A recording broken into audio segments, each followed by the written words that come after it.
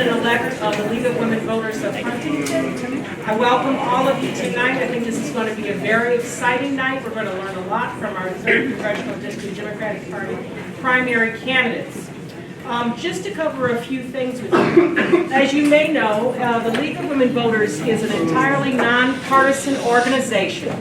That means that we don't support or oppose any particular political party. Now, I do want you to note that we have Democratic Party candidates as present, which is in line with the League's empty chair policy. The Republican Party candidate for the 3rd Congressional District is running unopposed, and so as a consequence, there is no one for the debate. I'd also like you to know that all of the candidates have been made aware of the policies of the League for conducting these debates, and they have agreed to these policies. I'd also like to remind you, please refrain from using any device to record the debate. You may notice that we are videotaping the debate, and this is being videotaped by the League of Women Voters with the idea that this will be available on our public service television stations. So before I begin, I'd like to thank the Nassau County ILO, Port Washington Manhasset League of Women Voters, as well as the Huntington League of Women Voters for doing such a fine job in coordinating this evening. As you can see, we're busy at work, and I'd like to introduce our moderator, Nancy Rosenthal, who is the president of the League of Women Voters of Nassau County ILO. Thank you very much, Nancy. Thanks, Colette. For coming tonight, and thank you to the candidates. Mr. Kamen has notified us that he will be late this evening, and the candidates will have 2 minutes for their opening statement. They will then have 1 minute to respond to questions, and you all have red cards. So if per chance you want to go and rebut somebody that has said something, you can raise that red card. You have 1 minute. You only get 3 of those though. And I'm going to try and count, okay? And I know that there'll be people that will be helping me in the audience with that. To be certain that I'm on my toes. So, and then there'll be a 2-minute closing statement, which will start, Nancy, I see you in the back and at the mic. I'm so glad you told me that. Can you hear me now? No. Okay, so somebody has to get, someone needs to get somebody from the library to come in. Okay. All right. So I think everything the candidates have heard the most important thing so far. So I would also like to just say that all of the candidates have responded to vote411.org. And I know you all know all about that, but if you plug that into your computer in the web browser, you put in your address, and what comes up is not only your voting precinct, but the offices that you're voting for in the election. This is for the primary, and it will also be for the general election. I'm also very proud to say that CD3 is the only district that has responded to all the candidates, thanks to the efforts of a lot of League workers. So thank you all for doing that. I would like to ask everybody to please hold their applause. At the end, everyone will have plenty of time to applaud loudly for the candidate of their choice or for everyone or whatever. But that will help facilitate us going on. I'm doing my best. You need to get somebody with it to get this louder. So let's start with the opening statements, and they're in the order that they're going to start. And Mr. Clark chose first. Yes, Mr. Clark. No, you want me to do it. You didn't want to reach into my pocket. You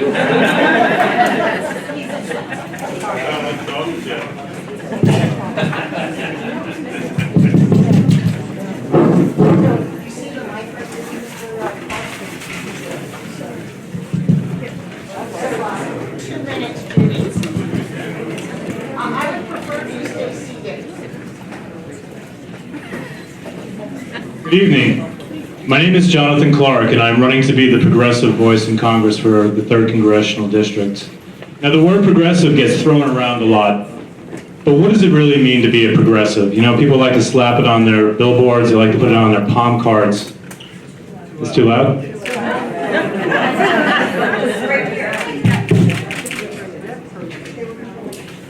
Just bring it down.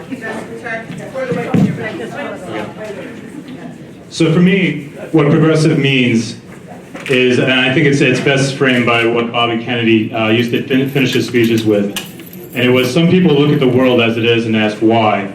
Other people dream of worlds that never exist and ask why not. It's the why not that I think symbolizes what it means to be a progressive. It's to look at the world and think that you can make progress, you can make the world better. And being a politician or being involved in government and being a progressive means that you believe that government can make a difference in people's lives for the better. Now, one of my main platforms that I'm running on is campaign finance reform. And that is one of the biggest things that people will say, no, it can't be changed. But I think that we should look at this one as a why not. Right now, 80% of the country believes that Citizens United is a horrible decision and needs to be overturned. I will work tirelessly to overturn Citizens United once I get into Congress. I will work towards creating public financing of elections. And there are other things that we don't think that we can do anything about, because climate change, for example, is another one that they say, why not? I think by 2025, we can have zero emissions. We need to have a World War II style mobilization. World War II style mobilization of people and individuals to get involved in green energy and economy that's associated with it. So, I'm Jonathan Clark, and I'm running to be your progressive voice. Thank you. Excuse me, please hold your applause. Good evening. Is this one? Good evening, everyone. Can you hear me? No. Good evening. Good evening. Good evening. Good evening. Hello. Is that okay now? Yeah. Okay, good evening, everyone. I'm Tom Swazi. I'm running for the United States Congress, as is everyone else up here. And I want to first say that every single person running for this seat is a good Democrat and are good people. Jonathan Clark just demonstrated his very progressive values that he's bringing to this race, and he's very smart. And Steve Stern has had a great record as a county legislator in Suffolk County, doing a lot for veterans, and Anna Kaplan has a great personal story, and John Kamen, who will be here later, is also a good guy as well, has worked on senior issues in North Hempstead. My background is I'm an attorney, I'm a certified public accountant. I was the mayor of Glen Cove for 8 years, I was a county executive for 8 years, and throughout my career, I've worked hard to fight against powerful forces to try and change the status quo. To change the status quo, you need three things. The first thing you need is an answer. What do you want to change it to? The second thing you need is the guts to stand up to the powerful forces that want to keep things the way they are now. There are people that like the way things are now, that are benefiting from the way they are now, that are making money from the way things are now, and they want to keep it the way it is now. You have to have the guts to stand up to those people. And third is you need the ability to actually win the fight to make the change. You have to have the ability to navigate the politics and the press and the bureaucracy and the government to make things work on behalf of the people. So throughout my career, I believe the thing that distinguishes me from the other candidates is that I've demonstrated that I'm willing to fight these powerful forces, whether it was the Fix Albany campaign that I did in 2002 and 3 and 4 and 5, when I went against Shelley Silver and Joe Bruno and the state legislator in the Assembly and the state Senate, Democrats and Republicans to try and fight for change. It's when I fought for change in the property tax cap when I ran against Elliot Spitzer for governor. I got crushed in that race, but I ended up winning the battle by getting a property tax cap. And third, different fights that I had as county executive. I've proven that unlike the other candidates in this race who've done very good things, that I've been willing to take on tough fights to make change, regardless of the fact that it cost me politically in the process. So I hope you'll consider voting for me, and tonight I hope to convince you of that. Thank you. You've got to use that mic. We can't hear in the back. Yeah. So the mic keeps on going up and down and up and down and up They're and down. trying to get another battery. Okay, so please, everybody, just be patient. They're working on it. Mr. Stern. Good evening, everyone. And Nancy, thank you. And it's great to see so many good friends from the League of Women Voters, and thank you for having me. I'm Steve Stern, and I'm running for Congress as a husband and a father and as a caregiver of an elderly parent who needs assistance. And as a 6-term Suffolk County legislator, I'm running to build on a record that I'm so proud of. a record of holding the line on taxes and providing fiscal responsibility, particularly during these challenging times. A record of protecting the air that we breathe, the water that we drink, and our precious environment, particularly the Long Island Sound. I am the co-sponsor of some of the most aggressive legislation in the nation when it comes to protecting our children and our grandchildren from violent sexual predators. I have dedicated a career to working with and for our older neighbors and the brave men and women who serve our great nation, our veterans and their families, and I have consistently helped lead the fight against overdevelopment in our area to protect our quality of life for now and for generations to come. I'm very proud that many of my legislative initiatives are literally the first of their kind in New York State and even first in the nation.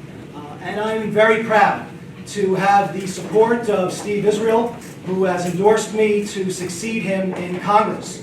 And Steve Israel knows, and I've earned his support, because he believes that I am the candidate that best reflects our values in our North Shore communities across Long Island. And he also strongly believes that I am the candidate with the best chance of bringing home a big victory for all of us in the fall. He also knows that just as important as what you do is how you do it. I'm running on a record that I'm very proud of in terms of accomplishment and proven leadership, but I'm just as proud of how I have done it, working across party lines and all different levels of government to get things done that have had a meaningful impact, not just for our local communities, but our region and even across the country. And with your support on June 28th, I look forward to continuing that record and coming back here and making you proud. Thank you. Ms. Kaplan? Can I use the mic? Please.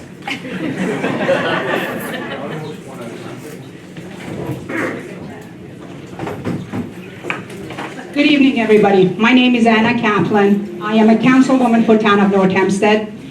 I was elected in 2001 for my first term. I served 4 years. I was re-elected in 2015 with 67% of the vote. In a district that is becoming more and more Republican.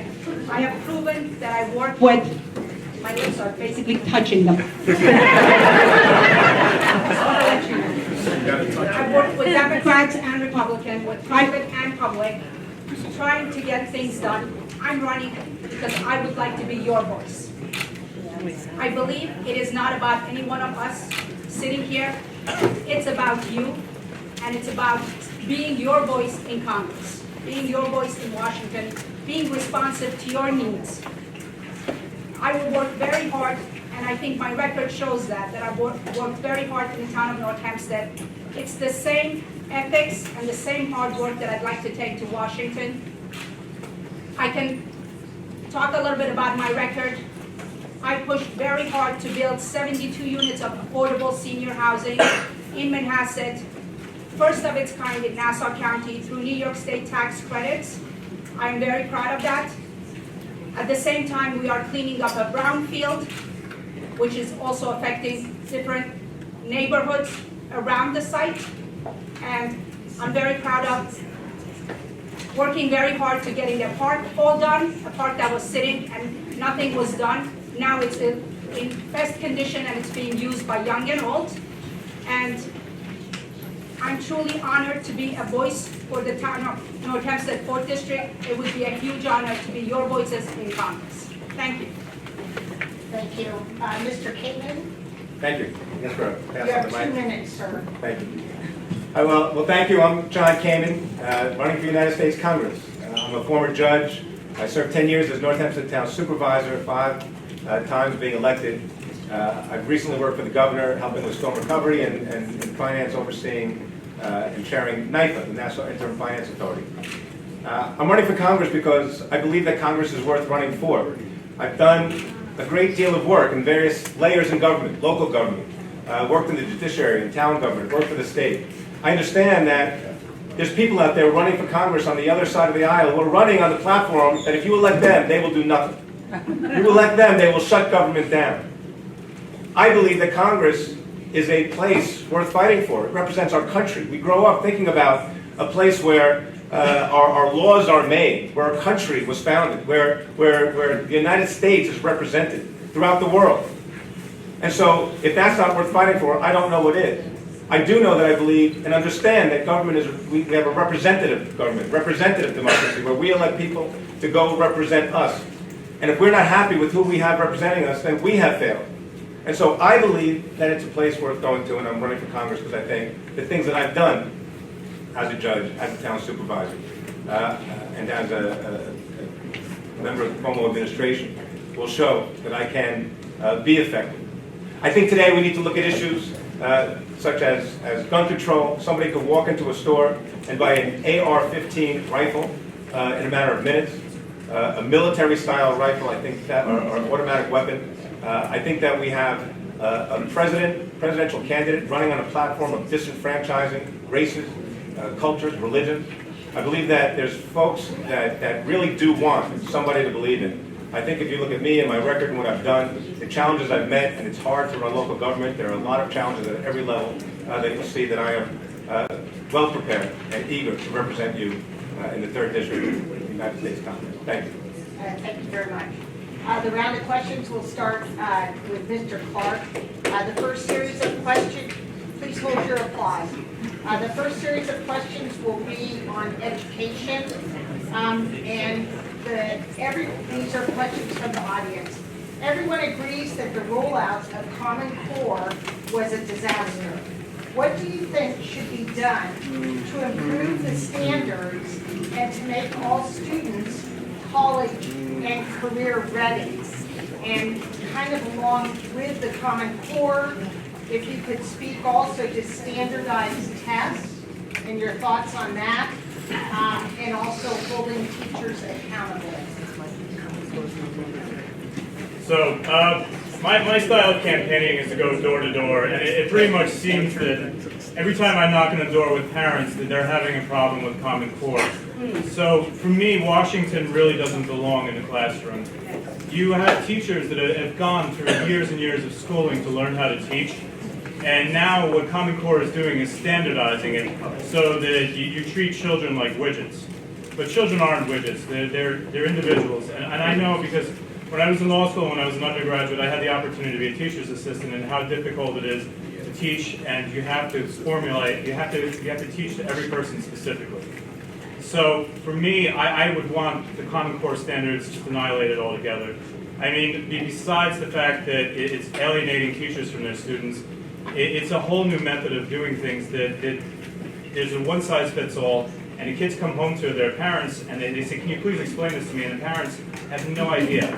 The children are looking at their parents as if they're fools. So I just want Common Core gone. Mr. Swazi.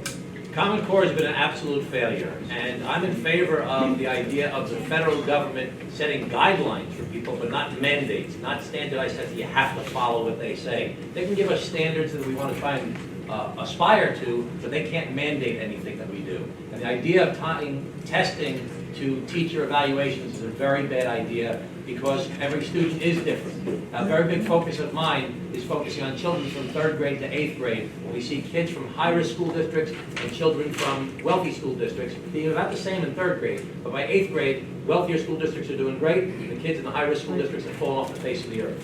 We have to figure out how to focus more of our existing resources that we have in the area of health, education and welfare, the idea of social services, bringing those resources into the school districts, especially in troubled areas, to try and help kids before they fall off the face of the earth. We have to work hard to save those kids. It's better to educate a child instead of paying for a jail cell later on. Everybody says it, but to do it, we have to change the way we invest the money that the federal government puts out. Thank you. Mr. Stern. Well, the development and the implementation of Common Core has been an absolute disaster, and I know that because I see it in my living room when I come home after a day of work, and I have teenage children that are doing their work, and every single night they are studying for 3 or 4 tests, every single night. And so this atmosphere of high-stakes testing with no opportunity for creative learning in our classrooms has got to end. And so the fact that it's been paused gives us opportunity to rely on some of the best and the brightest of our communities. I spend a lot of time in our local schools, meeting with our superintendents and with our principals and our administration, some of the best teachers that we can imagine, who've really made such a tremendous impact for so many of our children and our grandchildren. That's where the best ideas come from. And so now is the opportunity to re-examine what was done and the failures of the past, to examine what needs to be implemented going forward into the future, because all of our children, including pre-K, deserve the very best education to meet their very highest potential. Thank you. Ms. Kaplan? I think we all agree that Common Core has been a disaster. With everyone that I talked to, and just looking and seeing 51% of the people opting out of Common Core, it's a clear indication that it was a program that was pushed down and it's not working. I think I will work very hard to bring back as much federal dollar as possible for our schools. But I think we're not there to make policies. I think it's really the parents, the teachers, the educators. It's their responsibility. They know their children better. They know what works for them, and they need to make those policies for their schools. What we can do is, as your representatives, we can try very hard to bring back as much as federal dollars as we possibly can to help every district decide what it is that works for them and what's best for them. Thank you. Mr. Kamen?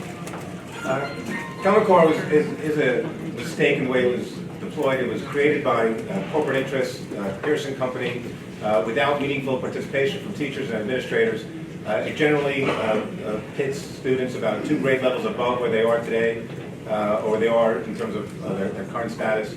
And it was basically designed in a way that's going to fail. I believe that we need to bring teachers and administrators into a program where we can develop future curriculum. We want to challenge our children. We have teachers who have the ability, willingness, and desire to challenge the children. We need to let teachers teach. That ties into the test. Tying the teachers to the test is a mistake. The teachers and the administrators need to come up with a fair way to assess themselves. The goal of every teacher is to do a wonderful job and to work and educate the children in the classroom. So I've opted out my daughter. My wife and I, she did not take the test. I've been meeting with a lot of groups on this subject. So we are very much opposed to the way Common Core was implemented, opposed to attaching these tests to the assessments of teachers, and look for future negotiations with teachers and administrators to make our education system better. Thank you. If everyone could take a moment to turn off their cell phones, please. Thank you. Mr. Swazi, do you support strengthening student privacy laws and giving parents the right to opt out or in on the collection and showing of personally identifiable information for their children? You know, I really don't have anything really smart to say on that topic. I'm not even sure what it is you're asking about. Okay, what it's about is it's student information is shared in the cloud, and so anyone can look at it. And so let's just say, Mr. Stern, you talked about your children. Your children's information is out in the cloud. So can Judy Jacobson right there go and take a look at the information about your kid and then share it with the world about educational testing, etc. Great. So I don't have anything super intelligent to say on this topic because I'm not that clear on the topic. But let me just tell you that our daughter Caroline is 21, our son Joseph is 18, and our son Michael is 13. And I wouldn't want their personal information shared with everybody out in the cloud, and I wouldn't want people to be able to target them for any reason and know information about them. So as a gut reaction, not really knowing it that well, of course I wouldn't want that information shared with other people. I think there's a big problem that we face in the current world related to cybersecurity generally. A lot of the problems that we face in the world today on every single issue are that the world has changed. And we spend too much time with everybody yelling at each other about the different problems instead of actually getting people's goodwill to work together to solve the problems. This is an example of something that the world has changed dramatically with the availability of information in the information age. Cybersecurity is a big issue that Steve Israel focused on. It's something that we all need to focus on as a country because it's something that threatens our way of life on a regular basis. From my parents who are 95 and 92, who people are trying to scam them on a regular basis, to my children who are 21 and 18 and 13. So it's a very big issue. Privacy is a very important thing for us to protect. Thank you, Mr. Slauson. Mr. Stern? Certainly in the school context and being a parent of school-age children, it would be a very important issue to me to make sure that we ensure their privacy and the privacy of all of our children and grandchildren. I spent a lot of time over a decade plus, close to 20 years now, working alongside our Congressman Steve Israel. And from time to time I'll ask him, based on what he deals with down in Washington, what keeps him up at night. And he will say that it is the threat, the ongoing threat, the growing threat of breaches of cybersecurity, putting all of us at risk, whether it is us personally with our financial and our health information, or the infrastructure that is so susceptible to a cyber terrorism attack.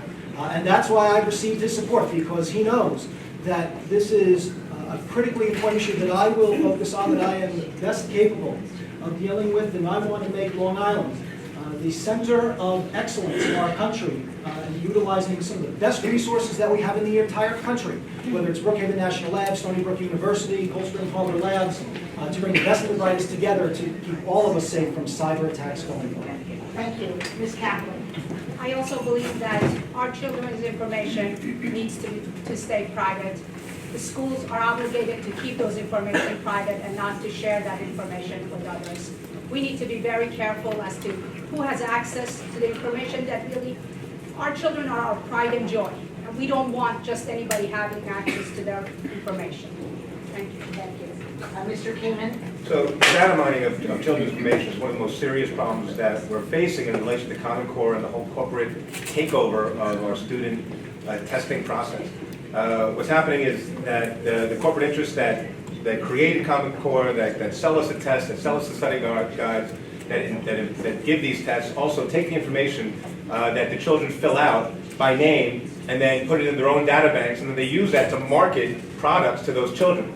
The theory of taking information in a generic sense, how many children have autism, how many children have learning disabilities, how many children have something or other that needs to be recorded, sounds like it has value, and in a generic sense it does. But the problem with data mining is that the corporation that's overseeing this, and this is one of the fundamental reasons why the Common Core system is broken and has to be revamped, is that they're using this as a marketing tool. If you imagine having every child's personal information and then decide what type of, by the way, the kids now, they get computers. And so in those computers are going to be advertisements for the things that they need, because they're going to know when the child fills out his personal or her personal statistics, what issues are with this problem. Then you have the parents who can't even get this information. So the corporate entities can have it, but the parents don't have access to it. It's a mistake and it's wrong.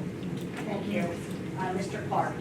So, I was lucky enough actually to be speaking with Pam Verde about the same topic during the weekend. So before this, I wasn't really aware of it either. And one of the big problems is how you answer questions says a lot about you as a person. So sometimes they'll take a question and they'll time it and see this is a cautious person, or this is a person that rushes to judgment. Now, this information is stored, and marketers can use this later on to determine, well, all right, this guy is going to be someone that I can sell certain products to depending on how they responded to previous questions. And they're getting this information right from the beginning, from kindergarten all the way until they graduate. So what bothers me is this is another example of corporatization where now a marketer has access to every bit of data that this child has produced in such a young age until 18. So this really ties into the fact that we're having privatizations of schools, we're having privatizations of just traditional governmental functions where corporations just don't belong. And this really all does tie back to money in politics, because there are strong lobbies pushing for Pearson's Test Corporation that are forcing these changes. Thank you.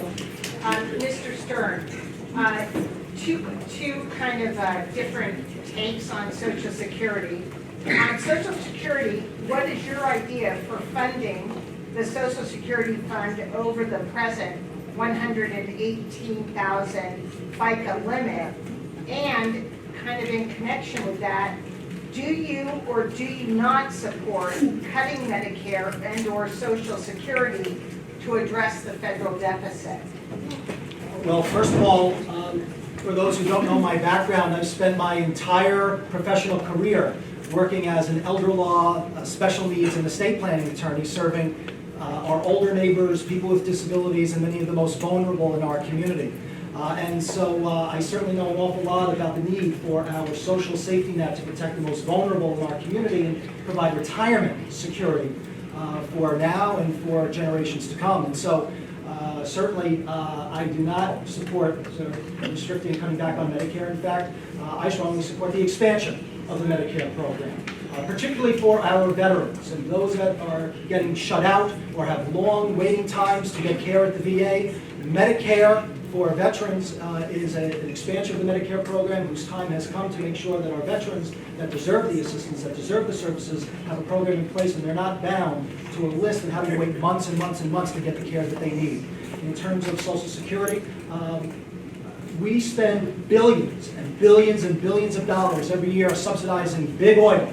Just a fair share, a portion to get that back will help fund Social Security for now and for generations to come. Thank you. Ms. Kaplan? I do believe that our seniors are really our pride and joy.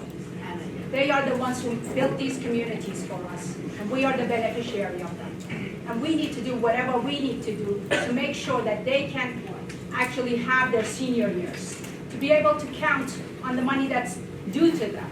They've worked hard all their lives and saved and paid their taxes. Now it's their turn to really enjoy their golden years. I don't believe we can cut Social Security. I also believe we have to look at ways to try to expand it. One of the issues that I hear a lot from the seniors is medical Part D, where a lot of people who have paid too much into their prescription and they're being closed and not getting further prescription. And I think we have to find ways where we can actually work with pharmaceuticals and buy into a plan where they can be ensured that they're getting the prescription so that they don't have to spend their own money for this. Thank you. Mr. Kamen? Yeah, I think the $118,000 limit should be raised. I think that's the key way to help fund Social Security. There should be no cap, and that will solve the problem, I believe. I don't think we should change the age. I think there are other ideas out there, a means test, and once we start trying to figure out means tests, that becomes problematic. So I think the easiest and clearest way to make sure Social Security is preserved is by lifting $118,000 and making no cap whatsoever. I think the President has just recently come around on the COLAs, the cost of living increases, and so, which is good news. There should be increases. Right now, there's a suppression almost of what Social Security, how Social Security rises. And I think the Congress, the Democratic Congress certainly supported it. Now the President is behind it as well, and I would support increasing the cost of living increase so that people can get the additional money. We as a nation, of course, need to do everything necessary to protect and preserve Medicare. I'd probably support buy-in to Medicare at 55 as opposed to 65. That will increase people in the system and increase resources within the system. And I think that's another interesting way to support Medicare and keep that system going. Thank you. Mr. Clark? So I have to agree with John on that one, that we have to lift the tax on Social Security. That will ensure that we'll be able to fund it for the future. The limiting at 118, so basically if your income's anything above 118 is not taxed for Social Security purposes. So what I would propose is to lift that tax so we can fund it. And you know, the issue with the cost of living adjustments is that seniors face different inflationary problems that other people do not. I mean, the cost of medication, the cost of prescriptions is not reflected well in the cost of living index. So for that reason alone, we have to reformulate how much money are given to seniors from Social Security just based upon how much medication that they're using. So, and that would be my solution to that. Thank you. Mr. Swanson? So like many issues, there's not going to be much disagreement among this group as to how we feel about these issues. Of course, we want to look out for seniors. Of course, we want to protect Social Security. Of course, we want to protect Medicare and make sure that it's more available to people and there's better benefits for people, and we don't want to cut the benefits. We all agree. The difference is you have to be willing to get these things done. You got to fight sometimes to expose your opponents who are against doing these things, and then to join hands with those people that will work together to actually solve the problem. The issue of Social Security is a revenue and an expense issue. That's it. There's no other magic solution. You're either going to raise the revenues or you're going to cut the expenses. There's no way we're going to cut the expenses, so we have to figure out how to raise the revenues. Lifting the cap has been proposed by many different candidates for many different years. It's got to get done, though. We have to figure out how to actually get these things done. So building coalitions with like-minded people across the aisle that are people of goodwill, that we can actually build coalitions to go change things to make things better for people. That has to be done with all these different issues. So everybody's afraid of saying we're going to raise the tax for Social Security. You know, if I lived in the cap, you're raising the tax on all people that make over $118,000. We have to look at some of the things about cost of living adjustments based upon where in the country you live. I'm sorry. Okay, sorry. I went too long. I have done and missed the stop sign too. It did go up. Thank you. The next question is, and I guess, you know, one thing I want to mention about the Social Security issue is all 5 of you spoke to the older population and their rights. What about our young kids? And, you know, they're going to be voting in the primary as well as in November. And I really think that they have some qualms about Social Security and need some reassurance. And so please remember them as well in the audience that you're speaking to. What should the federal government do about the growing economic disparity among the poor, the middle class, and the wealthy? Ms. Kaplan. I can tell you, walking the district, I've been talking to a lot of people in Dix Hill, in Huntington, in Queens. What I hear from people, what their concerns and issues are, it's affordability. Being able to afford their lifestyle where they are right now, and also being able to afford college for their children or grandchildren. Those are 2 main things that I hear. I believe in terms of affordability for our generation, we need to bring in more funds in terms of building more housing, affordable housing for the next generation. And in terms of doing college affordability, we need to expand the Pell Grants. And I know in a country that banks can borrow money at such low interest rates, we can have programs where our children can borrow money at much lower interest rates and make college affordable, because that's the only way they can get ahead. And that will be one of my big concerns and one of the things that I will work really hard to bring back results. Thank you. Thank you. Mr. Kamen? Yeah, we're literally at a point where we're losing the middle class. Certainly most people see themselves as being middle class, and they are. A very small percentage owns most of the wealth in our country. I think that we need to take it at a lot of levels. I mean, we talk about the banking industry, and Dodd-Frank is a good law. It needs to be portions of it that are strengthened, the Volcker Amendment. We need to move forward with minimum wage laws so that people are required to pay a $15 an hour minimum wage. There are other things that make it easier, such as medical leave, where a parent can leave, take some time off, and still get paid. There are burdens on local businesses, though, and we always need to be mindful of the impact on businesses. So there needs to be tax credits and other ways to help them sustain themselves. The way, though, ultimately, is to address the economy. We need jobs. We need people to thrive. We need to make sure the wages aren't stagnant. They're stagnant right now, even though people are going to work. And my time is up. The wages have been stagnant, even though we have success. Thank you. Mr. Kamar. Well, I have to disagree with Mr. Kamen. Dodd-Frank really doesn't have anything to do with addressing income inequality. What we have right now is since the 70s, we are seeing just an incredible disparate relationship between the rich and the poor. This is the greatest gap that we've seen since the Great Depression. Now, unfortunately, this is the 3rd congressional district, and it is one of the richest districts in the entire country. So I know that there's going to be some constituents who aren't going to like this, but we're going to have to raise the tax on the wealthiest individuals. We have to. It's just at this point, it's not sustainable. There's too many people living in poverty. And you asked about the younger people. Right now, 51% of kids qualify for decreased prices for their school lunches. And this is just, in this country, we should not be living in poverty. 51% of the children should not be on the verge of poverty. So unfortunately, the wealthy have had their ride. They've done very well, but it's time to start taxing and start distributing. Now, another issue, and this definitely education, is tied to the amount of income that you get. So we have to make education more available. Thank you. Mr. Swazi. So Donald Trump wants to blame the Latinos and the Muslims, and everyone wants to blame somebody for the problems that exist. The reality is that the world has changed, and I've laid out a platform position of more skills, more jobs, more wages. Where in the global economy, where the world is, you can create any product anywhere in the world. We can't have a race to the bottom and do business with people that are not living by the standards that we have in this country.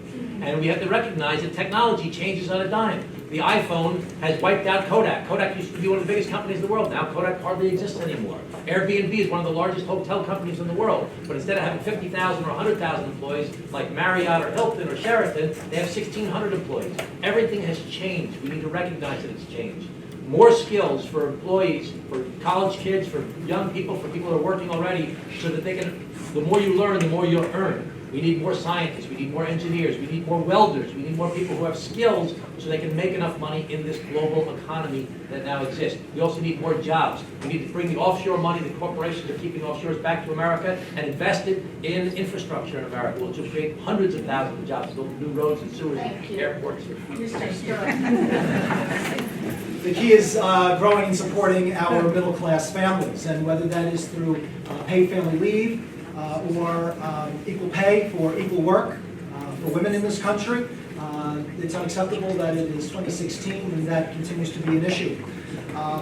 Education is the engine that drives our economy. It pulls all of us forward. And so making college more affordable for our young people and for our older neighbors who are going back to work with the need for continued development in skills and job training is terribly important. But ultimately, you can have all the skills, but there needs to be job opportunity. And in this area, and one of the reasons why I'm running for Congress, is because collectively in our area we send $25 billion a year down to Washington, D.C. that goes out to the rest of the country that never comes back.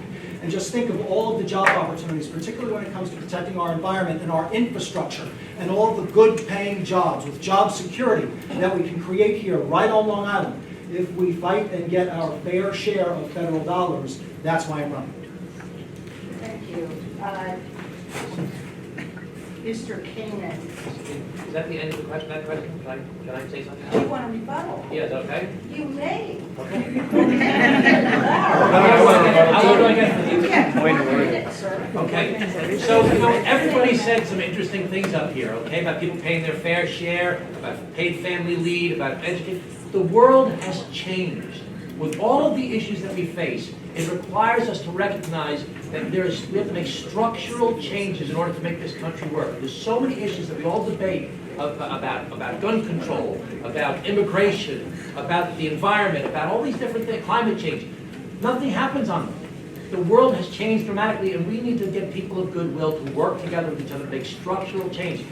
Steve mentioned how he sent so much money to other states in this country. Every blue state in the United States of America is a net donor to the federal government. We send more to the federal government than we give back. Because in the old days, we said we have to help the guys in North Carolina and South Carolina and Florida and Arizona catch up with us. Now they're beating us, they do know what out of us. Every red state is a taker from us, except for Texas. They take more money than they get to the federal government. And people are moving to North Carolina and South Carolina and say, oh, it's so cheap to live here, it's so great. And we're subsidizing them to do that. So we need to rethink these things and look at it from the big picture and make structural change and get other people of goodwill to work with us. Thank you. Do you want to? Yes, I'd like to rebut as well. Okay, you get an R2 next year. Very good, thank you. 1 minute. I Now disagree with remember that you're rebutting about the question about. Correct. Okay. Yeah. It's not your chance to give your closing argument. Appreciate it, yes. Just a reminder.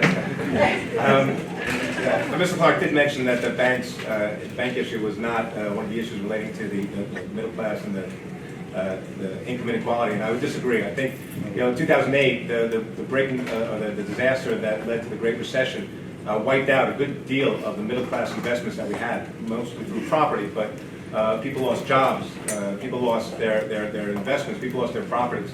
That created one of the greatest stagnations and fundamental collapses for the middle class. So I think the laws that are meant to address these larger-than-life banks, and I don't believe we should just automatically break up the banks.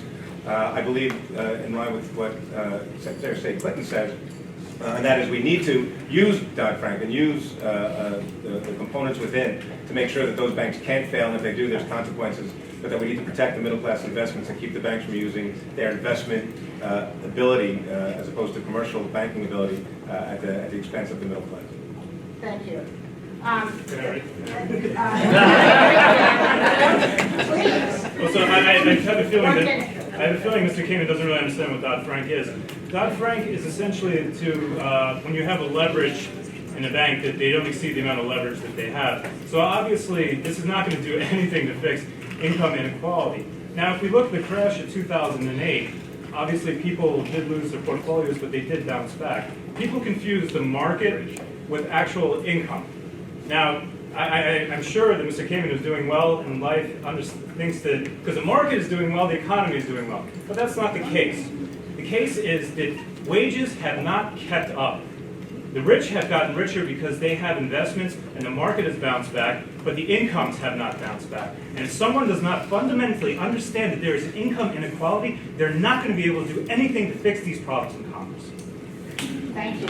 Does anyone else want to use the red card? Okay. Do I get to use it in response to that? You only get 3 times, so it's your second time. The next question, I'm sure all of you expected to come tonight, and it's around gun control.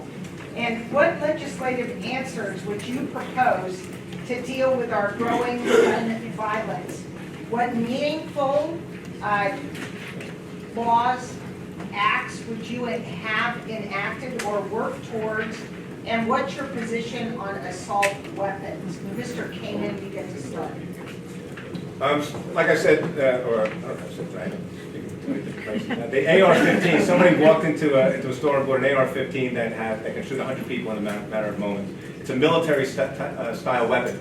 There's absolutely no reason whatsoever that someone should be able to walk into a store and buy that weapon. You shouldn't be able to buy a tank. You shouldn't be able to buy something that drops bombs on people. You shouldn't be allowed to buy a military-style weapon. So we need to reinstitute the assault weapons ban. I mean, it's ridiculous. It's incredible that we can't stand up to, as a country, to a lobby whose job it is to sell guns.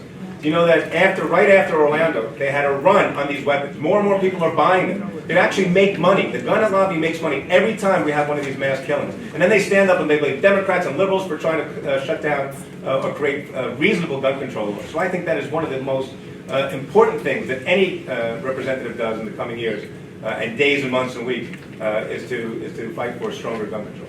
Thank you. Mr. Clark. So nobody needs a high-capacity, rapid-fire weapon. There's no purpose for them in civilian hands. They're weapons of murder, and they need to be banned. One of the other things that we really have to work on is that you can buy your weapons from a gun store, and you have to go through certain checks, but it doesn't do anything to stop you buying weapons from individuals. So now, I think it's something about 2 out of every 5 weapons is purchased from an individual and not a gun store. So we can ban all the guns we want, but if people are allowed to sell them individually, it's not going to help as much.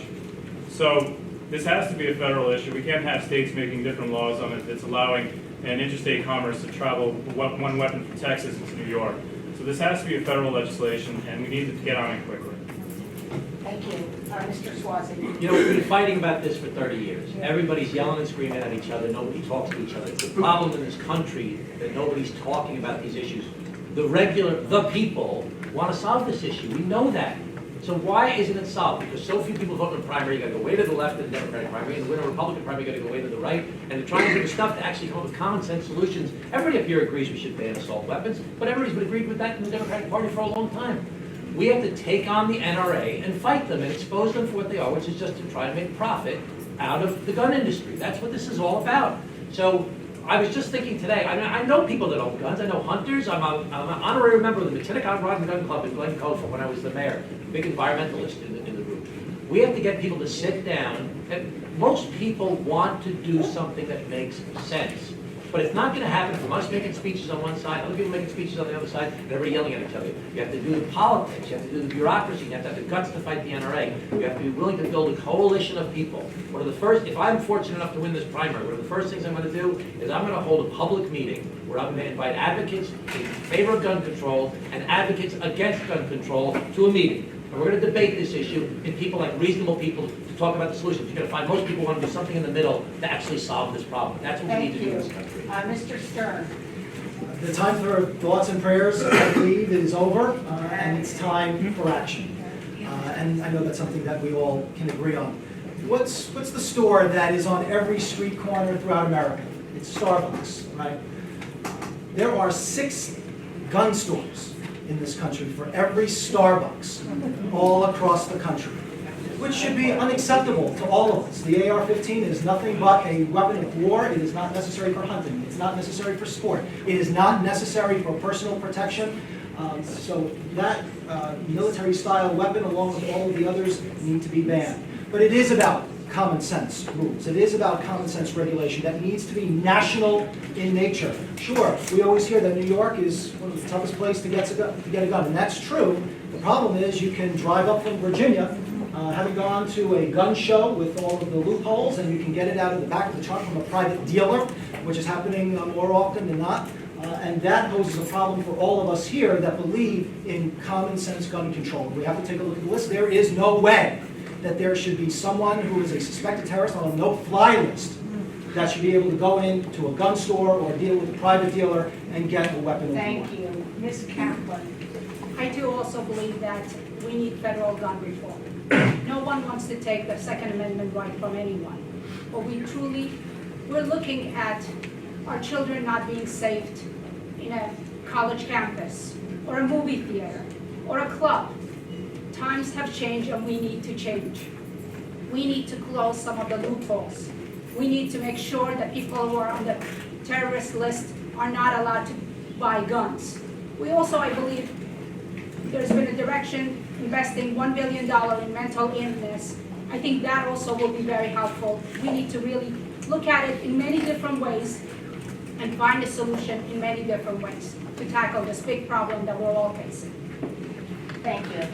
An equally important issue, especially in this district, CD3, is opiate overdoses. What are sensible solutions, if any, do you propose that will effectively tackle this serious problem? Mr. Clark. So the opioid addiction is something that's affecting everyone, regardless of class, regardless of wealth, and it's become just an epidemic.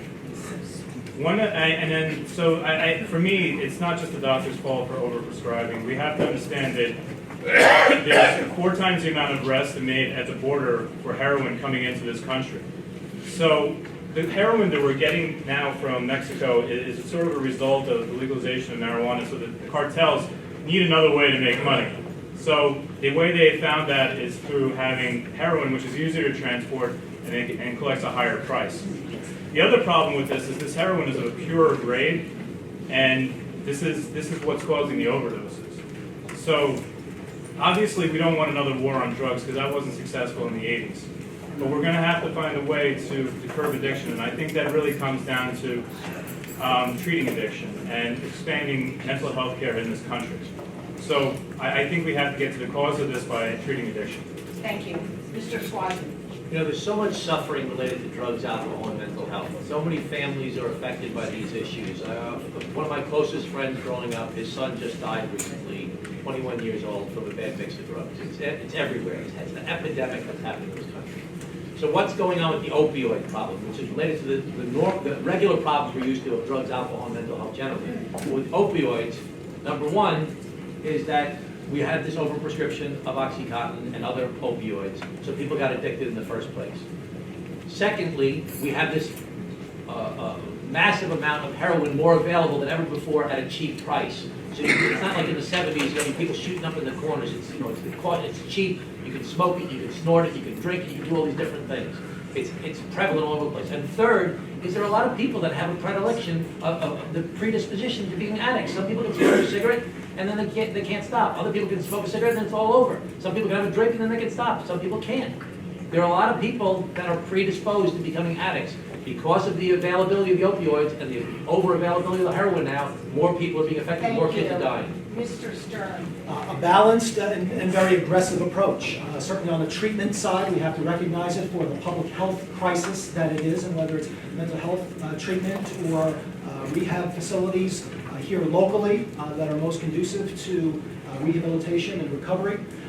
We need to be much more aggressive, and there's certainly a federal role to play. But absolutely on the law enforcement side, we must recognize, and we certainly have here in Suffolk County, by the way, that local law enforcement cannot tackle the problem alone. And with our gang suppression units and our heroin task force, which is extremely aggressive, we've had great success. But we also have a new commissioner of police in Suffolk County, Commissioner Sinney, who is a former federal prosecutor.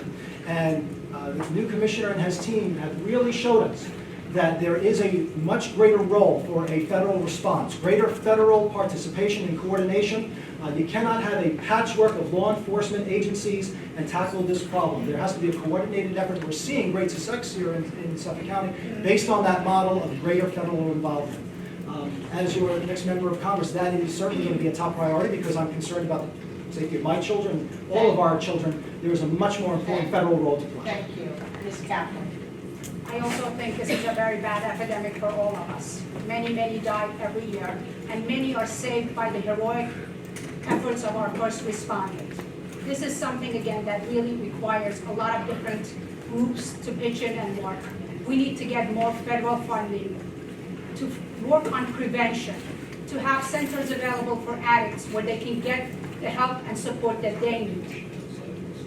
I will push very hard to get, there's $1 billion funding now for all over, and we need to get more of that funding and have more centers so that they could help the addict and put them in the right path. Thank you. Mr. Kingman. You know, it's my understanding that 4 to 5 people who start taking narcotics start taking them through medicines found in their own family medicine chest, or a neighbor's medicine chest, or someone who took them from there and then sold them to them. I think we approach the problem by looking at ourselves. You know, it's hard to, when you talk about this terrible thing and say other people have this problem until it hits you or your family or your friends. We need to take it to the local schools and the local neighborhoods, the local community centers. In the town of North Hempstead, I had initiated a program what's now called Shed the Meds. We were one of the first in the state, the first on Long Island, where we collected narcotics from people's medicine chests. We collected thousands of pounds of it. And the school said no, they wouldn't let us do it on their property. We said we had to do it with you. It has to be a partner, but they were worried that it would make them look bad and that people might think they have drugs in some of these very high-level schools. And we said they're already there. We need to work together. We need to educate people. We need funding. We need support. You need the police involved when you collect narcotics. You need educators. You need social workers. You need a big community of different expertise to make a difference. But we have to start in our own neighborhoods, our own schools, and our own communities. Thank you. Oh, Mr. Stern. Yeah, I just wanted to, and I thank Mr. Kamen for bringing it up. I actually wrote the law that created the Shed the Meds program in Suffolk County. It's something that I'm very proud of. And I did it for 2 reasons. Number one is to keep these materials out of our groundwater and out of our drinking water, and to recognize that we all have a role to play. But most importantly was to protect our young people. And when we held these events, I was hoping that we were going to be able to fill up a lunch pail with these little pills. Ultimately, after a couple of hours of having so many members of our community participate in the process, a cafeteria-style size garbage can.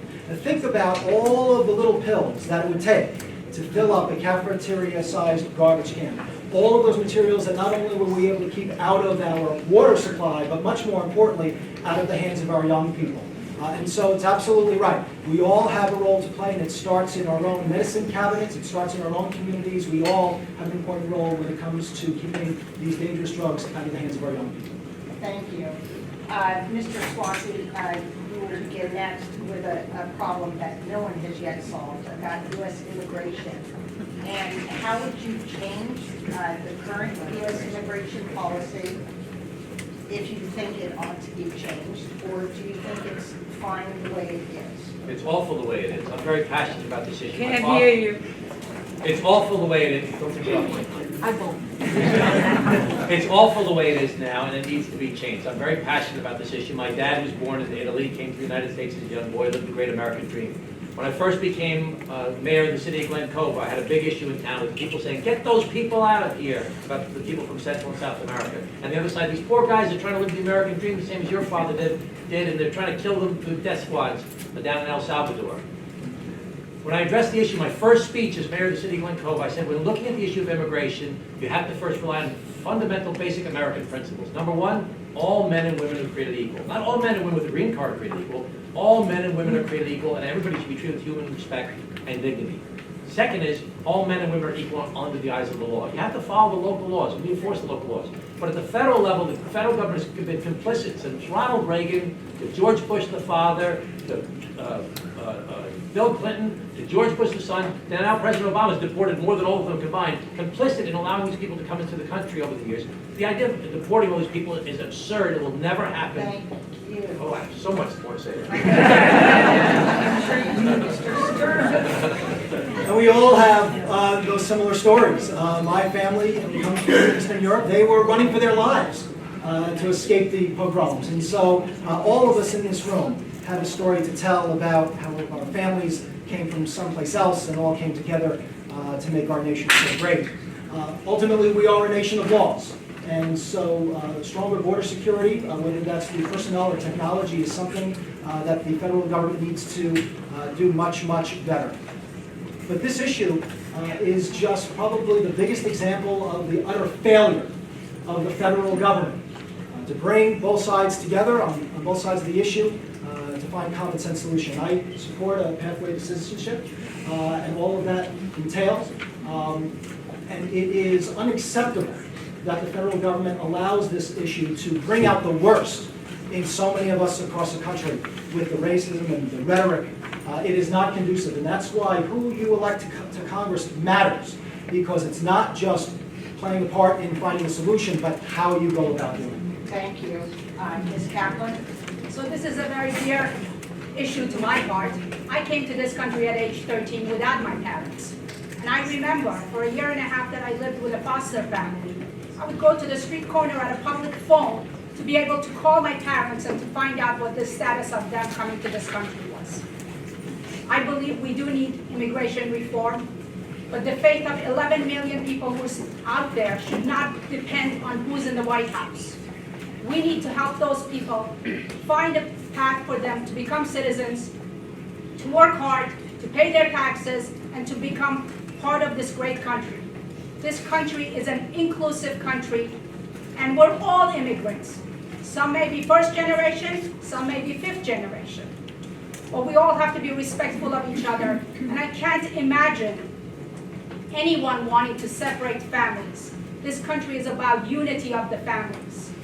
And I think it's one of the most important things about this country, and I hope that it will always maintain to be the priority of every resident here. Thank you. Thank you. Mr. Kagan? I would generally align myself with Senator Schumer and his pathway to citizenship bill.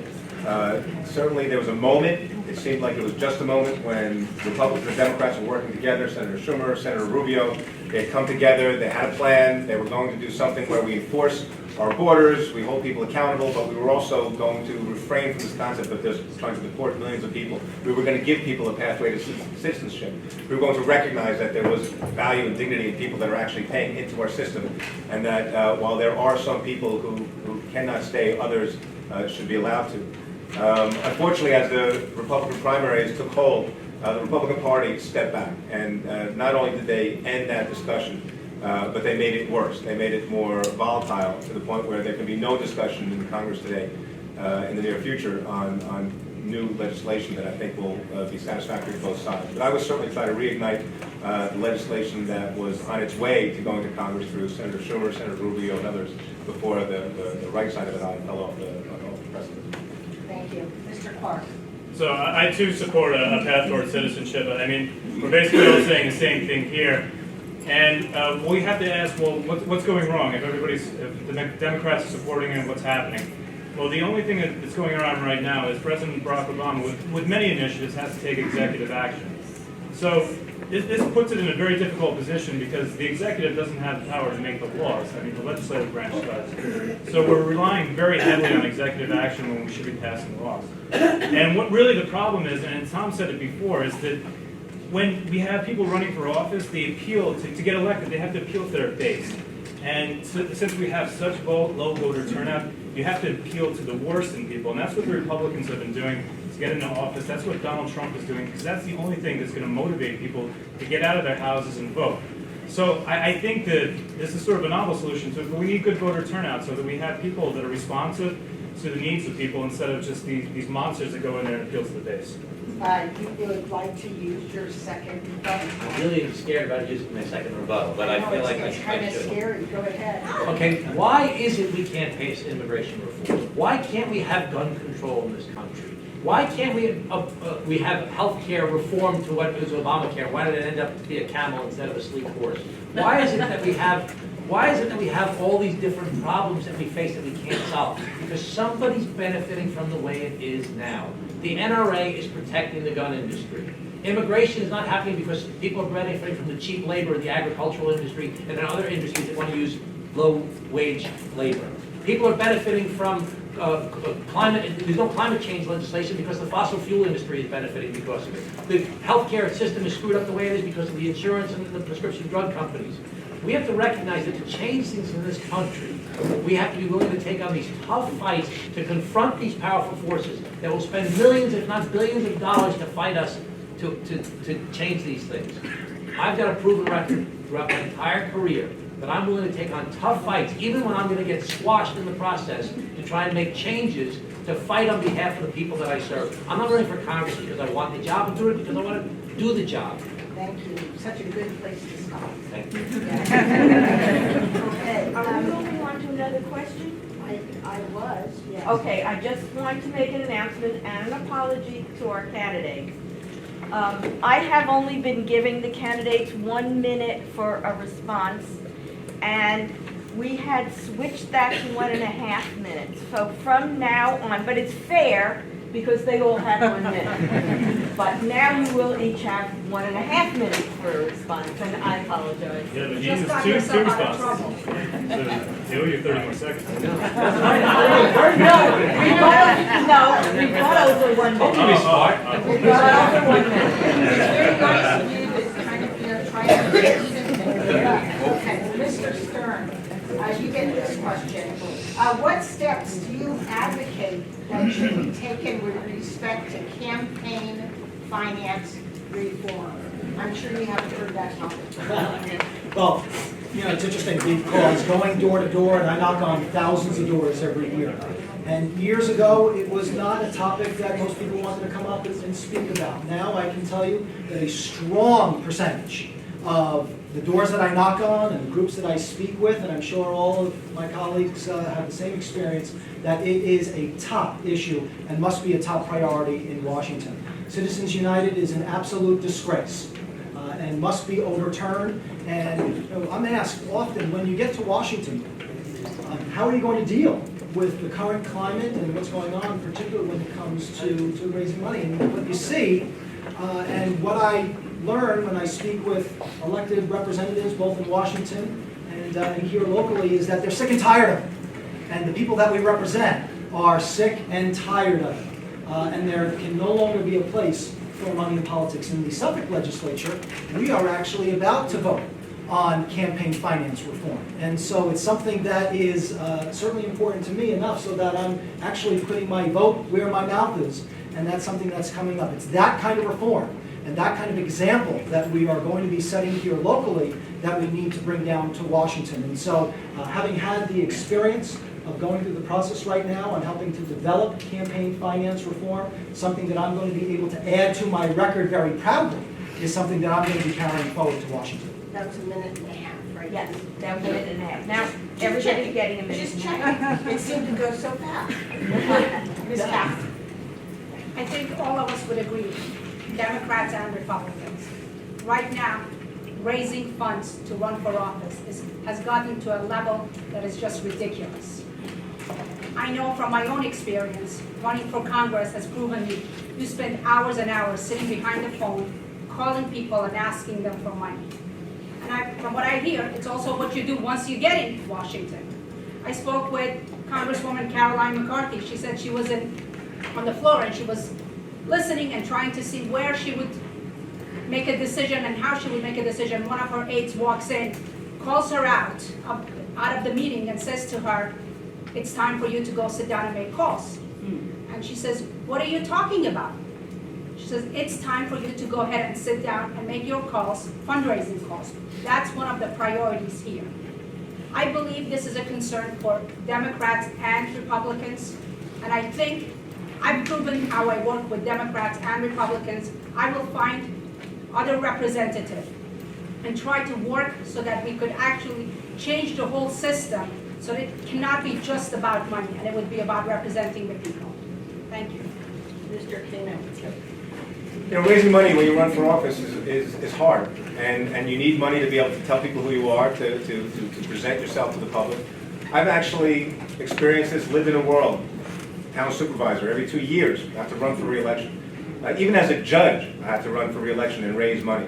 And what happens when you're raising money is people automatically assume that everything you do is wrong, and that there's always this ill connection, and somebody's doing something mean-spirited or worse. And so, just by doing what you need to do to stay in office, to run for office, to be part of the system, you immediately, upon having success, become somebody who is perceived as being compromised. And so what we do is we create rules regarding transparency. We create public procurement rules. And they're all wonderful. And that's what we did in North Hempstead. That's what I've done my whole life. We make sure that everything we do is disclosed, that when you do give somebody resources or a contract, that you're doing it pursuant to the rule of law and through the public process, so people can see what you're doing.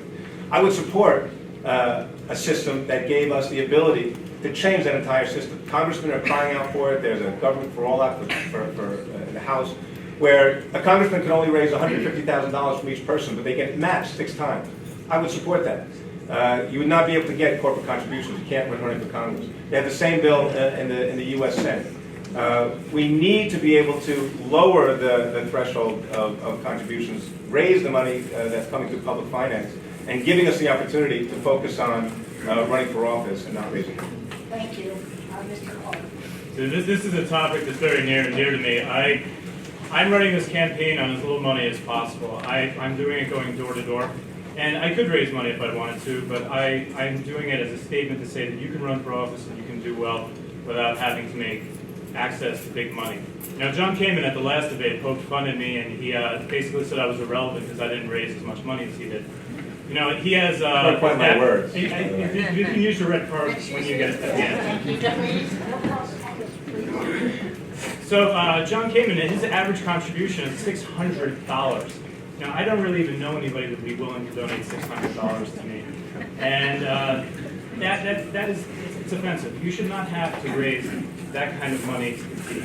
And the reason people think that there is a link between money and donations is because there is a link between money and donations. People don't just give you money because they don't want anything in return. Now, I have 400 individual contributions. They average about $10. And I feel an obligation to each and every single one of those people that have donated to me to do a good job and to fight for them. And I know that everybody up on the stage has individual contributions that are small donors, except for John Kamen. He's the only one with large donations. So he's know where his allegiance is. So 27 years ago, I was a senior at law school, and I was an intern on the New York State Commission for Government Integrity. The dean of my law school was the chairman, and I helped write the report for them. And I won the New York State Bar Association Award. And you know what the topic was? Campaign finance. People have been talking about it for years. I just this past couple months read a book called Dark Money. And in the book, they describe how in this year's election cycle, there will be over $1 billion spent because of Citizens United by corporations that we don't even know where they're spending the money or who's actually putting the money out. It's corrupting the entire system. All the issues I've been talking about before, where we have these structural problems, is because there are powerful interests that want to keep things the way they are. There's $1 billion going to be spent this year to get you to hate government. They want you to hate government. Why do they want you to hate government? Because they want to keep it the way it is. People are benefiting from the status quo. When we all say, why don't they just? There isn't why don't we just. Because somebody's working hard to keep it the way it is now. So you have to have people that are willing to take on these fights, that have a proven record of building coalitions, of getting things done, of using the press, of using politics, and of building coalitions to get things done, to make changes, to fight these very powerful interests. I'm committed to doing that, and I'll do everything I can to try and get rid of Citizens United, which will probably require a constitutional amendment or a new Supreme Court. But it's something that has to happen in this country. Thank you. Yeah, I'd like to use my red card. Red card up. Number 2 for you. We get only 2? We get 3. We get 3. All right. This is a minute. Yeah. I certainly appreciate that John Clark is going door to door and collecting $10 a person. I don't think it's realistic to think that you can communicate with hundreds of thousands of people with so little dollars. And I do call people and ask for money, as we all do. Of the 4 other candidates, I hate to say this, that I probably will have less than them. As my good friend Tom gets the owner of Newsday to give him large donations, I get the person who delivers Newsday to give me. I'm trying to turn that around, but he hasn't returned my call yet. But if he gives it to me, I'll take it, and I will call it. Because it's hard, and you have to ask for money. You do it under the rules, and the rules are real, and they have to show you who contributes. And that's okay. You have to be able to go to people and say, I want to run for office. I want to be your elected official. And you know what? You have to write a check, and that check could be for $1,000 or $2,000. We have a limit. It's $2,700. That's a legitimate limit, but that's the limit. And you have to write down on a piece of paper who it is, and it's public for all to see. And then when I vote, people can see my votes. And I hope that people believe and understand that I try the best I can to make sure that I apply the rules and that I have integrity and that I do everything I can to make sure every vote and action that I take is honorable. But I get that when people contribute and there's all sorts of things, money going out, and people draw conclusions, it's frustrating to be in that position, and that's why I support finance reform and would support a constitutional amendment on citizens. Thank you. Mr. Stern, I think you're next. With the next question. Excuse me, I'm so glad you're such an honest fellow. Ms. Kaplan, what is your position? It was a test. What is your position concerning, those red cards mixed me up. What is your position concerning Israel and the Palestinians? I'm a big believer of a two-state solution, but also, again, as someone who have experienced this personally, I believe Israel is our biggest ally in the Middle East, and we need to do whatever we can to show that we are supportive of Israel. Israel is the only democracy in the Middle East. It's the only Jewish nation. I remember when my parents left to come and join me and my brothers here in the United States, they were not given a visa. So their only choice was either go back to Iran or go to Israel. Israel was the only place that accepted them. It's the only Jewish state that takes you unconditionally. And I will work very hard to make sure that Israel understands that we're always standing with it and supportive of their actions. Thank you. Mr. Kingman? Yeah, certainly Israel is an ally. We need to defend Israel at all costs. Israel must survive and must thrive, not just survive. There's a lot of challenges to Israel today. Iran is one of the gravest threats to Israel and to stability, not just in the Middle East, but the world. Billions of dollars are flowing back into Iran, and they put on their missiles that they want to destroy Israel. They want to consistently undermine countries such as ours and other democracies throughout the world. I think one of the greatest threats to Israel, though, it is here at home and done in a what I think is a nefarious or mean-spirited way. The whole BDS movement, the boycott, divest, and sanction movement, I think is a dangerous, dangerous movement. It's anti-Semitic. It's using language to students and to others who are trying to speak in behalf of the Palestinians, but what they're really doing is they're trying to undermine the legitimacy of Israel. And so that movement is a very dangerous movement. I think ultimately there should be a two-state solution.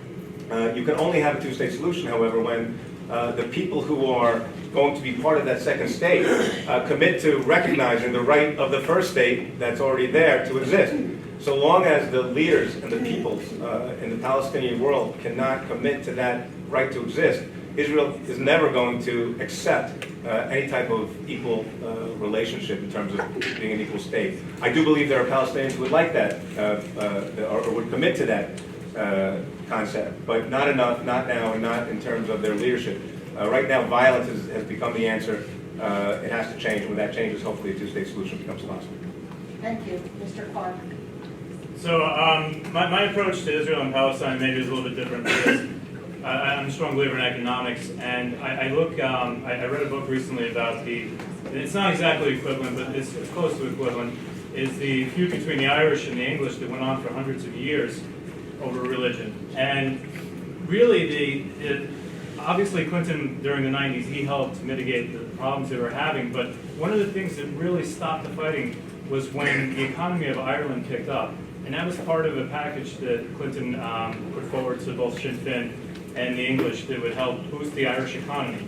And now if we look in Palestine and Israel, we see many, many disaffected young men without access to jobs. And when you don't have work and you don't have gainful employment, you become very angry. And I think this is part of the problem with Palestine and Israel, is that there's the unemployment rate within the Palestinian parts of Israel is just horrendous.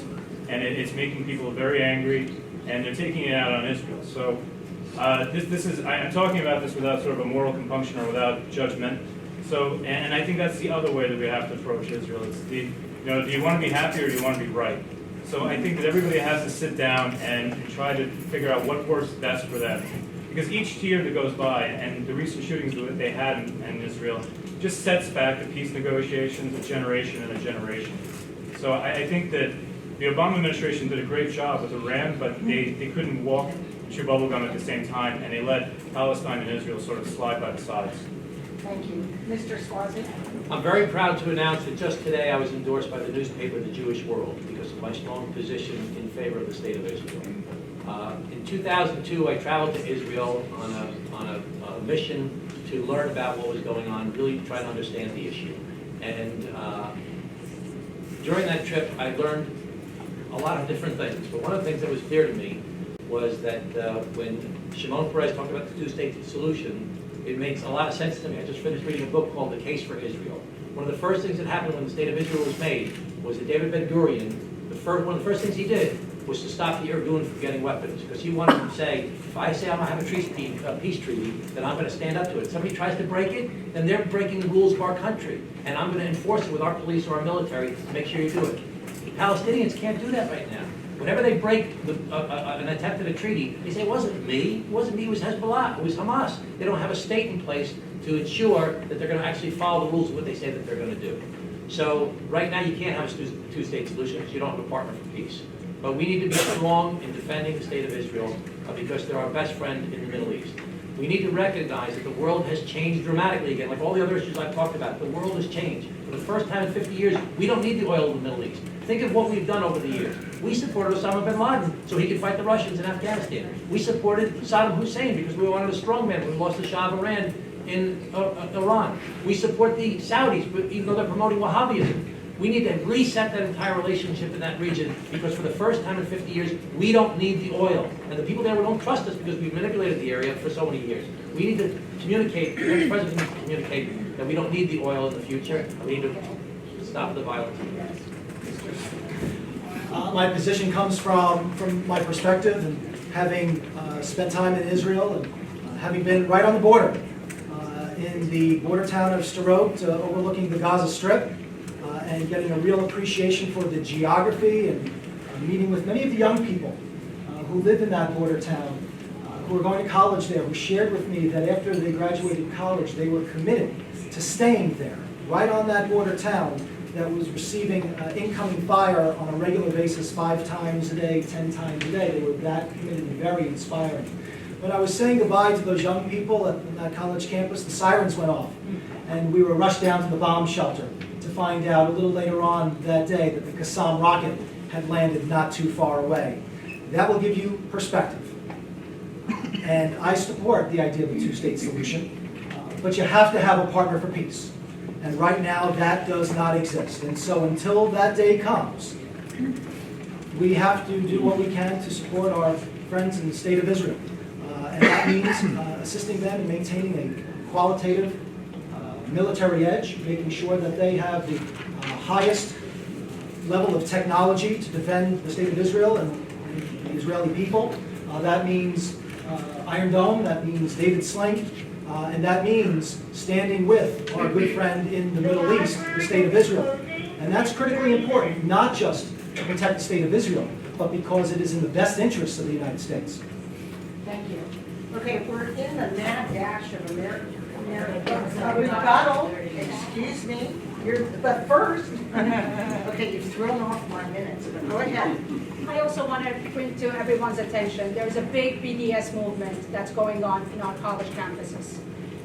My daughter actually was one of the students coming from college attending United Nations and talks about BDS.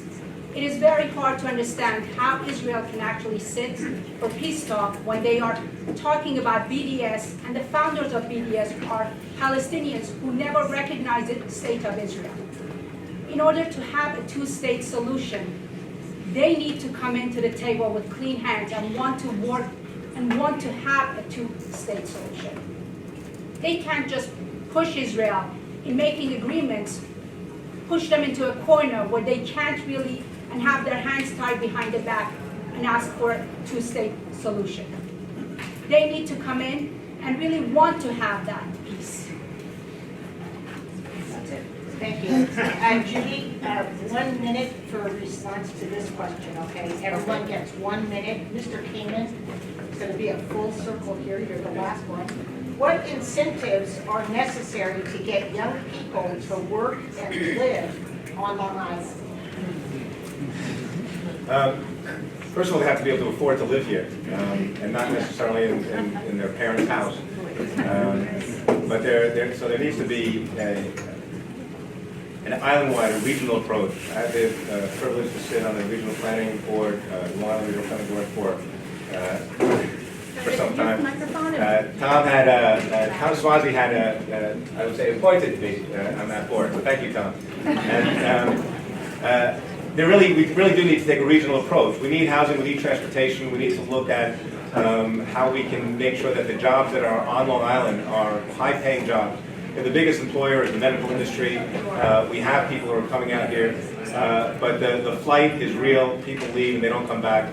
And we need to work together, the local governments and the state government, the federal government, providing resources. One of the biggest challenges is transportation. We can go farther out to places that are willing to have affordable houses and to build their downtown. You look at a place like Mineola that has just built a number of buildings. Thank you. Mr. Clark? Well, I'm 39 years old, and it's very difficult for me to even live in the 3rd Congressional District. I'm an attorney, and I graduated, and I had about a Ferrari's worth of debt. And, you know, that's something that young people are facing. If you can't make a mortgage payment and then make a payment on your school loans and have everything that goes along with it. So I think one of the big things we can do is reduce the amount of student loans that have to be paid out.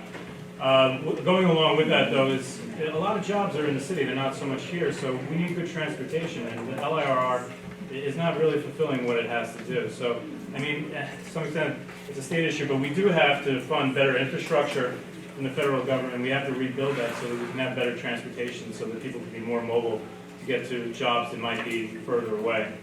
Obviously, above and beyond that, we do have to create better jobs within Long Island itself. I would like to see Long Island somehow become a center of green technology. We have plenty of wind offshore. We have an oil field's worth of wind. And I would like to see some technology that maybe we could put Grumman to use to build the rotors for those windmills out there. Thank you. Mr. Swazi? This is another one of those structural issues that I started working on 15 years ago when I saw that young people were moving away from Long Island because they couldn't get rental housing here. And I started talking about 15 years ago, 99% of the land in Long Island should stay exactly the way it is now. But 1% of it in our downtowns or in our train stations, we need to build cool downtowns with apartments where young people can afford to live there. I got beaten up for that. The Republicans attacked me saying Swazi wants to make Nassau County the 6th borough. He wants to Queensify Nassau County. When you stand up for something to change things dramatically, people are going to beat you up for it. But you see now, people are starting to build in their downtown areas around the train stations. I was out there alone for a long time, but I built coalitions of people like the Roush Foundation, the different educational institutions, and like the Long Island Planning Federation, to work together to make structural change. And sometimes you don't get it right away and you get beaten up along the way. But now, 15 years later, we're starting to see apartments built in our downtown areas. Cold Spring Harbor, let's keep it the way it is. Keep it suburban, keep it the way it is now. But looking at downtowns like Mineola and Hicksville, where it hasn't happened yet, places like Glen Cove, places like Freeport. Let's build cool downtown. Thank you, Mr. Stern. When I was in school in Michigan, I had an apartment that was in an old school building that had been run down and had been dilapidated. It was a classic building and just a perfect example of redevelopment that really worked. And so the biggest impediment that we see, and that I'm having that conversation with so many parents, so many grandparents who want to keep their young children and grandchildren here, is the lack of affordable workforce housing. And we can talk about it all day long, but in so many parts of Long Island, particularly along the North Shore, you cannot have that kind of innovative housing opportunity for our young people unless you have the infrastructure to serve it. And that means sewer infrastructure, which in too many parts of the North Shore is non-existent, in other parts it is falling apart. And there is a much stronger federal role that the government needs to play, because it used to be that those kinds of funds were provided to the tune of 90%. Over the past several decades, it's been exactly zero. So you cannot have the kind of development that we need with innovative, cool housing for our young people unless you have a federal role in the funds that need to come along with it. That's my point. Thank you. Ms. Kaplan.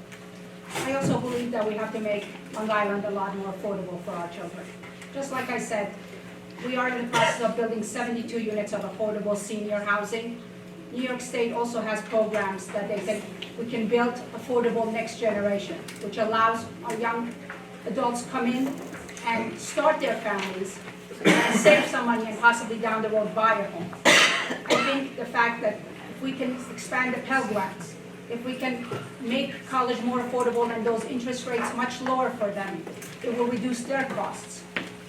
We need to fight and bring back more federal dollars back here. I think it's a great thing to have a Second Avenue subway, and there's been $40 billion that has gone to that whole process, and I think March 31st, they got another $1 billion. We need to fight and get more of that transportation fund here. We need to build our infrastructure so that we could actually accommodate all the young people who want to move to Long Island and create new jobs. And I know with our resources, with our manpower, and with our brains, we can accomplish all of those. Thank you. Before we start closing statements, I just want to remind the candidates and campaign managers, it's looked like there's been some recordings going on. No recordings, you all agreed that there were no recordings, and no snippets of recordings may be used in any fashion. That's part of league policy, nonpartisan, and you all agreed to that. So just that as a reminder. There will be the posting of the video taken in its entirety in Michigan and Nassau County. Closing statements are, excuse me? I understand. And also after the closing statements, everybody gets to do a big round of applause. I get to remind everybody to vote June 28th. Get all your neighbors, friends. Go ahead. So closing statements, 2 minutes. Mr. Kamen, you get to start. Thank you. Thank you to the League for hosting this event.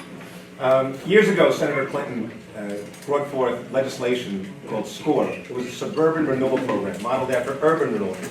The idea was that individual villages and towns and counties can't really sustain themselves as they once did. It's too expensive.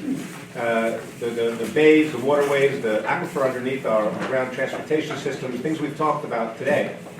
In order to be able to do that, we need to partner with Washington. We need to take federal investment, using guidelines, using best practices, but make sure that we're properly investing and reinvesting in our communities. And do it in a way that brings people together, that has partners, and ultimately really makes a difference. We do need sewers. When you don't have sewers out in eastern Long Island, and a storm comes, we end up with raw sewage going into the bay.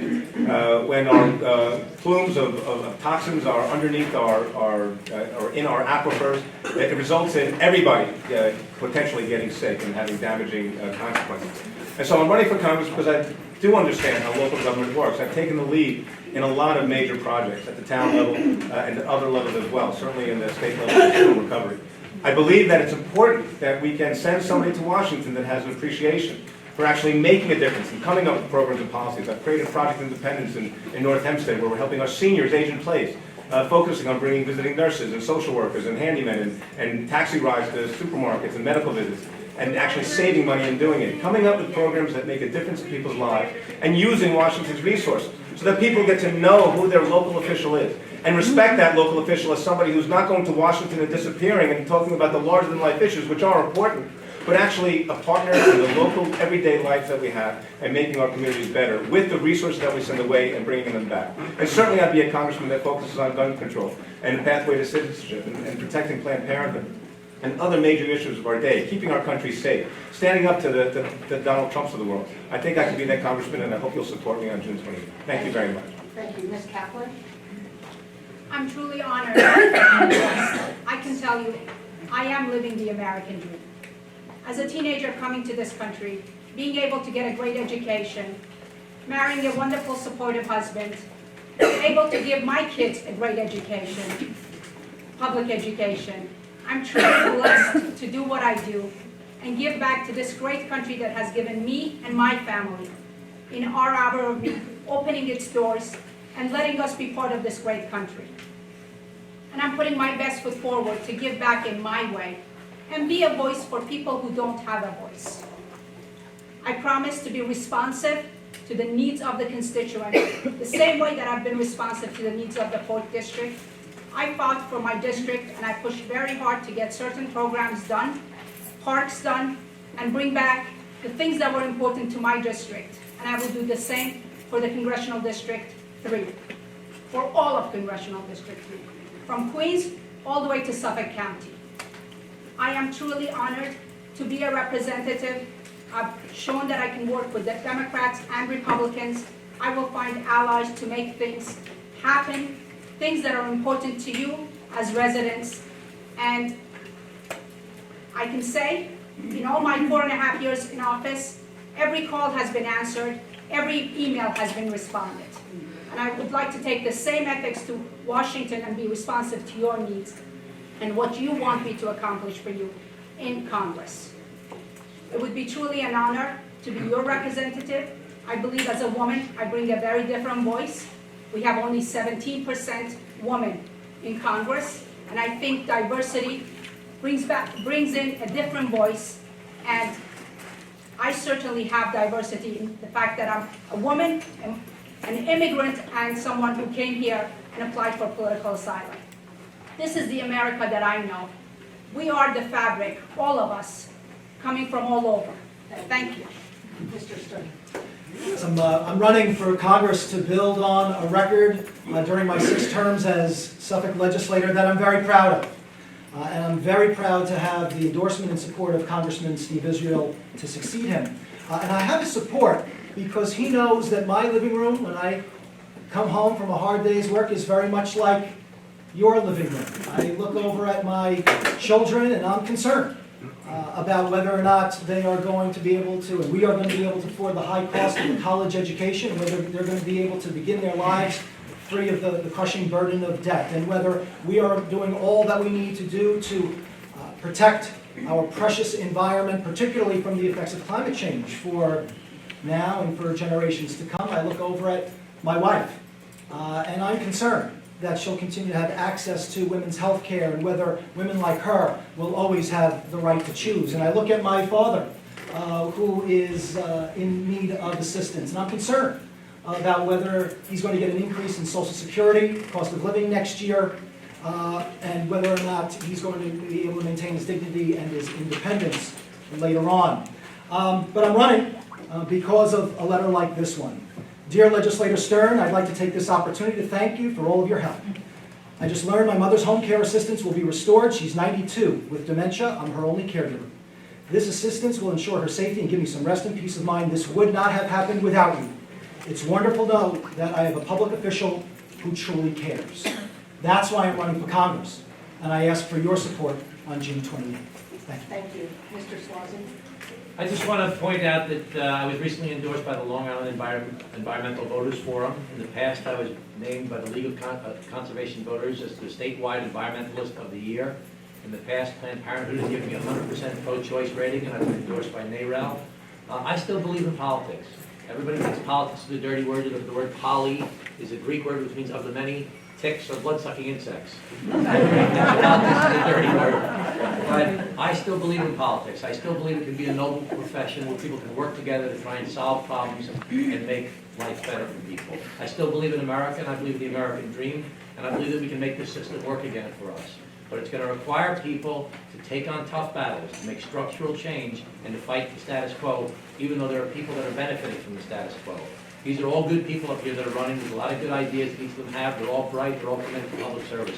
But the reality is that my background as a CPA, as an attorney, as a mayor, as the county executive, and now in the private sector for the past 6 years, where quite frankly, it's given me a lot of good perspective on things, having lost my races, and now being out here again in the private sector, looking from the outside in.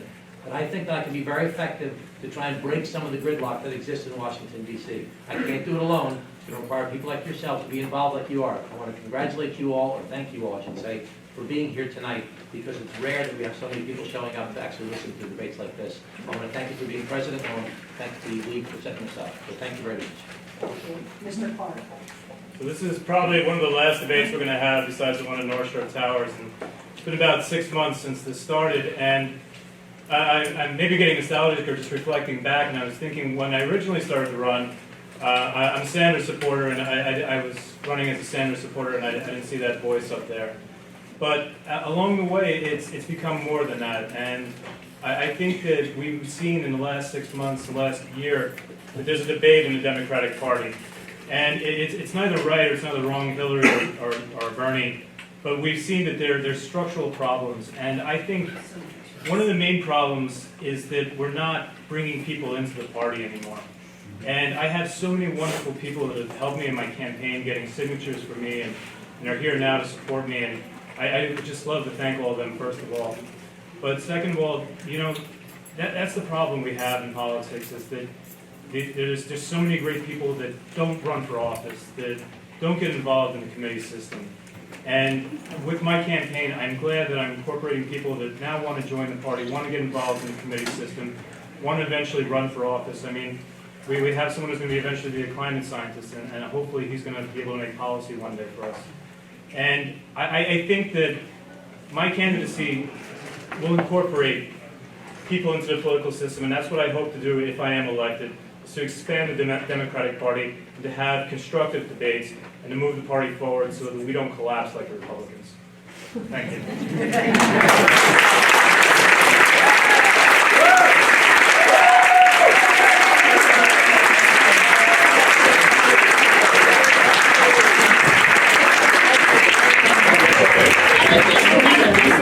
Thank these candidates, citizens of the United States and our neighbors who are running for office. Please vote on June 28th.